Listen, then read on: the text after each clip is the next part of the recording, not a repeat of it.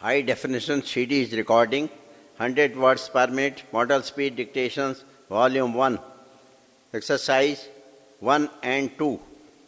Mr. Vice Chairman, the discussion on the wheat policy today, I think, is a discussion on the subject which is of paramount national importance, not only from the point of view of stabilizing the hyperinflation which has gripped the country, but also from the point of view of preserving the democratic system which we have built in the country during the last 26 or 27 years. The food crisis and the mismanagement of the food economy during the last few years has created a situation which threatens to assume the proportions of a serious law and order problem in various parts of the country. Anyway, at best we can say that the giving up of that policy has been a very short-sighted step taken out of lack of conviction, or at worst we can describe it as a panicky capitulation to the propaganda barrage of vested interests and reactionary elements in this country. The Agriculture Ministry fixed a target of 8 million tons of procurement of wheat. It was an unrealistic target that was fixed.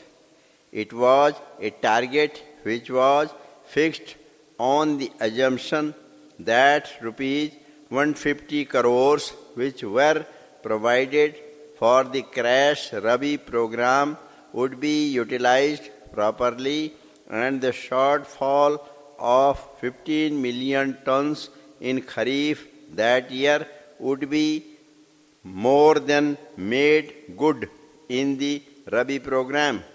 But the report of the Comptroller and Auditor General has now revealed that the Agriculture Ministry and various agencies in the state governments who were provided these funds misspent them and misappropriated them and did not utilize these funds for increasing agricultural production under the special Rabi crash program.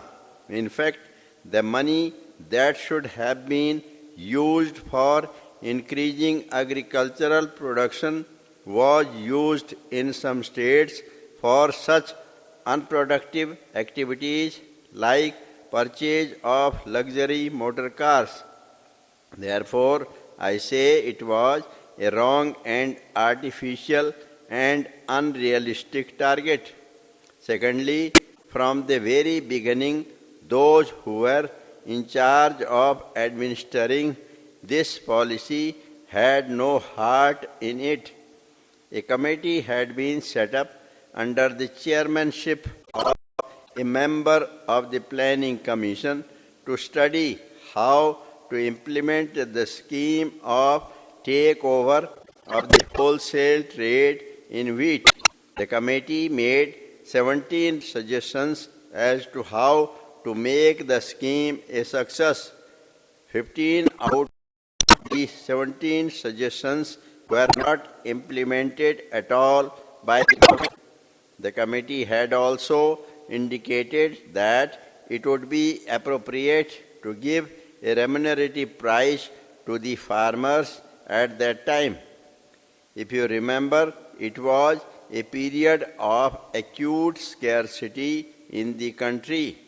The government had a stock of 9 million tons of food grains with it, and instead of preserving and distributing these 9 million tons through the public distribution system, they went on selling this stock in the open market at the rate of 1 million tons a month, and it was only when the stocks had been depleted that they said they had stopped this whole process.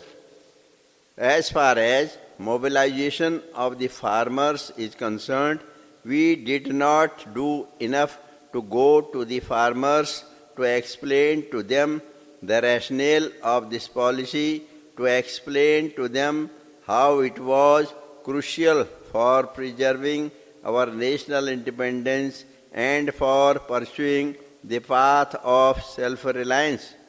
We did not secure their support, and since it was not done, since mass mobilization in support of this policy was not done, all of us share the responsibility for the failure on this front.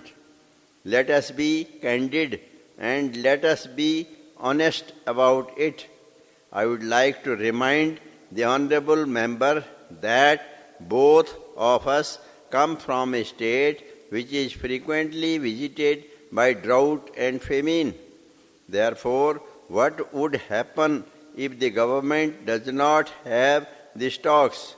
How will they distribute food grains to famine-stricken people if they had not taken over wholesale trade in wheat in that year?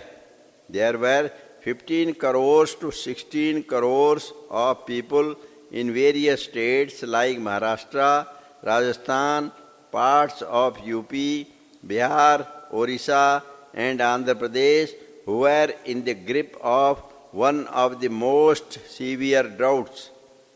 It would have been impossible to feed them, and it was only because this step was taken that it was possible for the public distribution system to cater to their needs.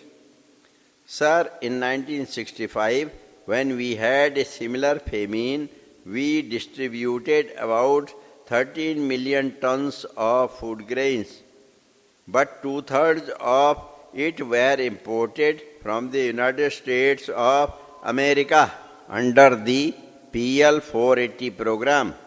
Government has been reducing the quantum of imports over the years, and therefore, if we want to have self-reliance, if we want to have national honor and self-respect, and at the same time want to ensure supply of food grains to the vulnerable sections of our people, especially in areas of scarcity and drought, there is no other mechanism but to have public distribution system. Public distribution system cannot be a temporary thing. It cannot be created overnight.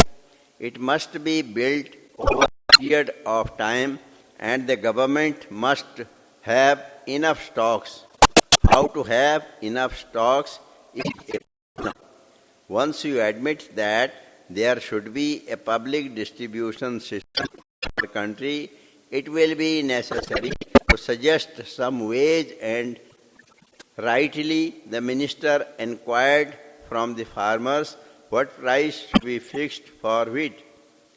Sir, public distribution system in our country at the moment covers about 16 million people under statutory rationing, and another 400 million people are covered under informal rationing.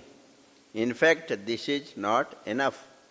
If we want to cover even 50% of those people who are under the poverty line, we will have to have a public distribution system which may distribute about 20 million tons of food grains.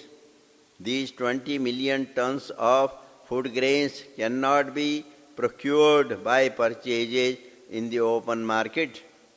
Will the minister point out whether it could be done by a direct levy on producers? अगर आपको हमारा dictation अच्छा लगता है, पसंद आता है, तो आप हमारे चैनल को सब्सक्राइब करना ना भूलें, जिससे कि आने वाला नोटिफिकेशन सबसे पहले आपको मिल सके।